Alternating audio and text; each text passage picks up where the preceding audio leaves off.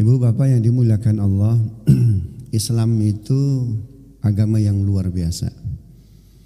Bisa menyatukan sisi lahir, sisi batin, antara sains dan keimanan.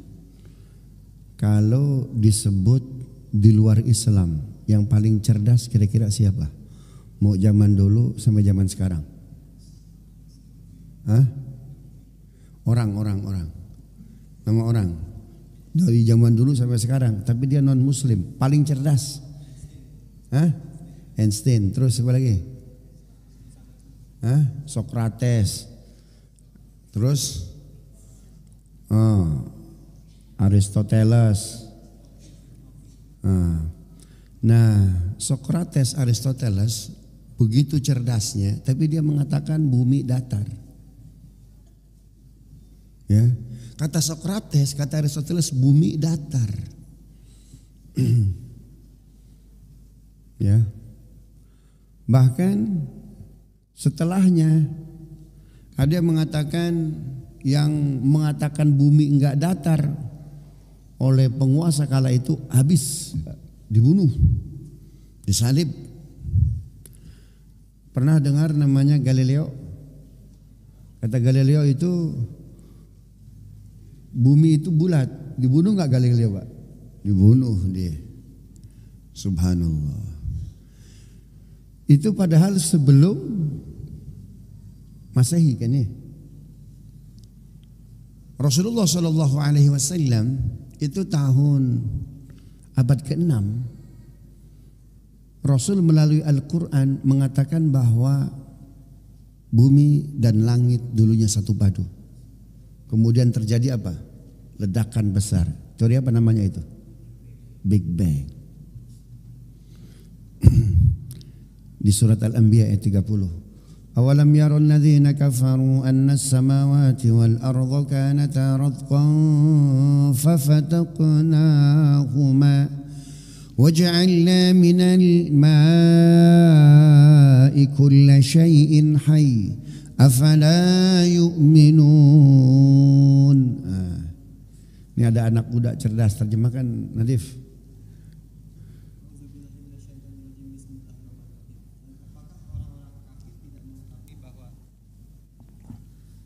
Dan apakah orang-orang kafir tidak mengetahui bahwa langit dan bumi keduanya dahulu menyatu, kemudian kami pisahkan antara keduanya, dan kami jadikan segala sesuatu yang hidup berasal dari air. Maka mengapa mereka tidak beriman? Nah, Islam pada abad ke-6 mengatakan bahwa bumi dan langit bukan sekedar bulat, tapi dulunya satu padu, kemudian terjadi ledakan besar. Jadi Islam sudah membantah bumi datar itu dari dulu, Pak. Tapi dunia barat baru terpercaya bahwa bumi itu bulat ketika tahun 80. Seorang Abdul Muta'ali lahir. Hawkins maksudnya, Pak. Kata Hawkins bumi itu bulat. Ada yang membantah nggak teorinya Hawkins? Nggak ada.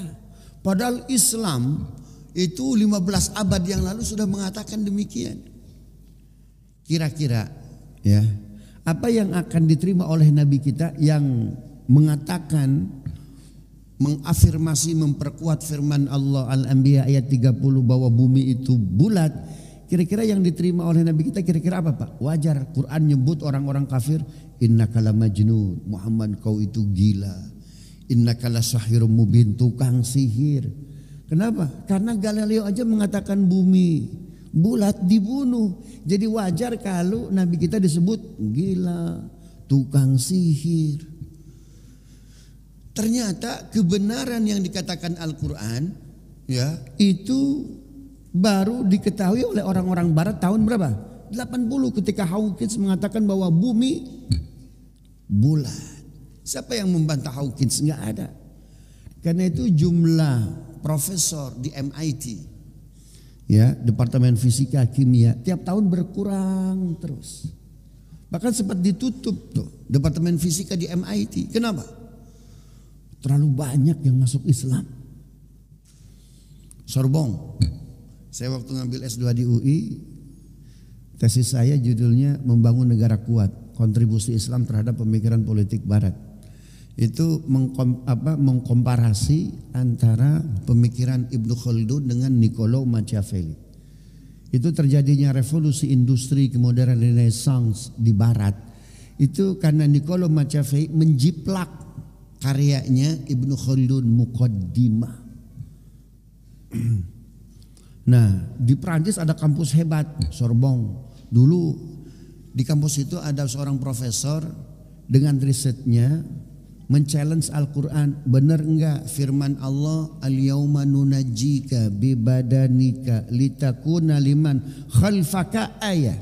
Yunus 40 atau 41. Pada hari ini, hei Fir'aun, kami selamatkan jasadmu untuk menjadi apa itu? Pelajaran bagi generasi-generasi setelah engkau.